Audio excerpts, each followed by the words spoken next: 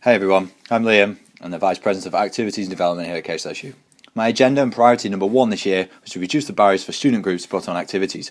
I spoke to hundreds of committee members and students alike to ask them what these barriers were. I looked into having one booking system between KSLSU timetabling services and venues for transparency and ease for students who were really struggling to get anything booked.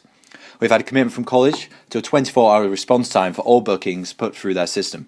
The college were considering increasing the 14 days advance notice for booking space to 21 days. Through the lobbying of the college and venue team, I've got an agreement that if there are no external speakers, the 14-day period will remain.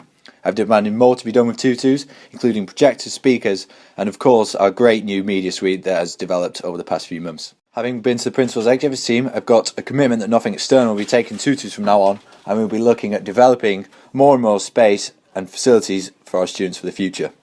I've got the college to agree to waive the fee to booking rooms if your event benefits students, the college or the public. King's venues have also agreed not to make societies use King's food, as long as only nibbles and small volumes of soft drinks are brought in and the room is left clean. And next steps are to extend the open hours of New Hunt's House and for weekend opening hours around all campuses. Hi, I'm Arib. I'm the Vice President of Education for the Arts and Sciences, and here's what I've been up to over the last few months. BME Attainment. Nationally, there is a 20% attainment gap between BME students and their white counterparts, and at King's it's no different. Last year, I worked with the Ethnic Minority Officer to get this issue to the top of the university's agenda, which led to a research project investigating why the attainment gap exists at KCL. I'm now working with the newly formed Ethnic Minority Association to address issues from our whitewashed curriculums with no non-white authors on our reading list, to the horrific statistic that there are only 85 black professors in the whole of the UK. GTA pay. Many PhD students aspire to become academics and are in desperate need of teaching experience, so many take up the role of becoming a graduate teaching assistant, often known as GTAs. Over the last few months, I've been finding out about the experiences of GTAs across the arts and science faculties. These students have now formed a coalition seeking to assess the state of GTA pay at KCL, and we'll be releasing a survey at the end of this month. Once the results are in, we'll be able to analyse which aspects of their pay they are unhappy with, and start to build pressure on the college to address these. Free education. Free education is a right and not a privilege, and KCLSU has historically played a huge part in shaping the national discourse. Last year, I built support for the National Free Education Demo that saw over 300 King's students in attendance. This was followed by a sit-in on the 3rd of October. These actions are just the beginning of building broad support for free education. We'll continue to talk about free education and its benefits, as well as contributing to national action to influence future education policy. Hi, I'm Sophia, the Vice President for Health Education. Here's what I've been working on. Support for NHS-funded students. This campaign aims to reduce the financial pressure for those on NHS-funded courses and years of study. I've spoken to many students across the health schools about the financial burden they face and have brought them together to form a core campaign team. The issue that requires urgent attention is the threat of these students losing access to hardship funding. This was due to happen in March, but through pressuring the university, they have agreed to extend access until July 2015. However, there is no funding secured after that. So the focus of this campaign will be to maintain access for the long-term future. Additionally, we will be campaigning for King's to improve the process of claiming back practice placement expenses and increase awareness of other financial support available. On a national level, we will be calling for an increase to the maintenance loan.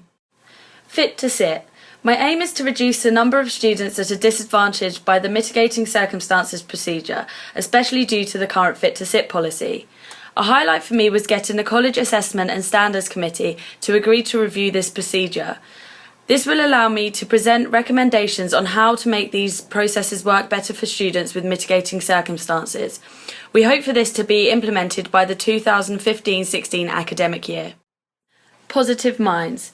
This campaign is all about creating a positive atmosphere to talk about mental health and giving students the confidence to look after their own well-being. I have been working closely with the Nightingale Student Council and the Faculty of Nursing Midwifery to set up a Positive Minds course. This course is currently only available to nursing and midwifery students, but depending on its success could lead to the expansion across more faculties.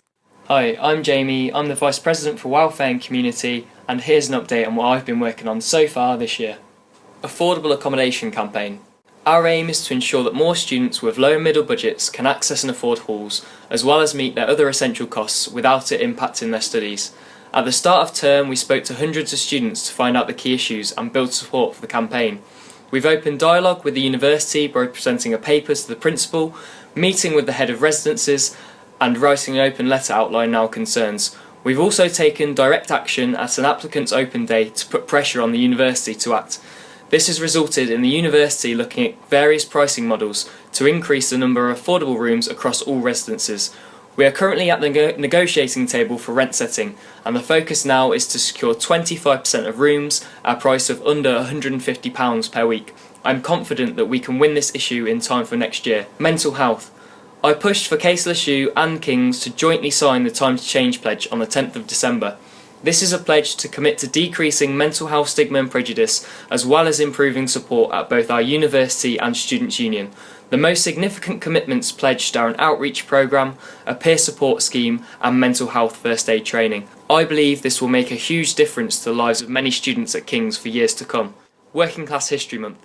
This month we are focusing on the history and achievements of the working class around the world in the struggle to end classism, with KSLSU's first ever Working Class History Month.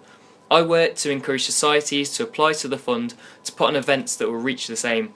There are some fantastic activities lined up, including the Politics Society producing a special edition of Dialogue, Labour Society screening Pride, and Marxist Society holding an introduction to Marx's analysis of the class system. Hello, I'm Sebastian, I'm the President of the Students' Union. There are 4 campaigns I want to talk to you about.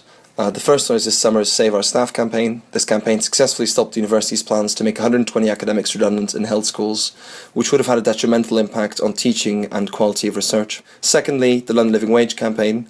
After a year-long campaign, we won London Living Wage for all student staff at KCLSU.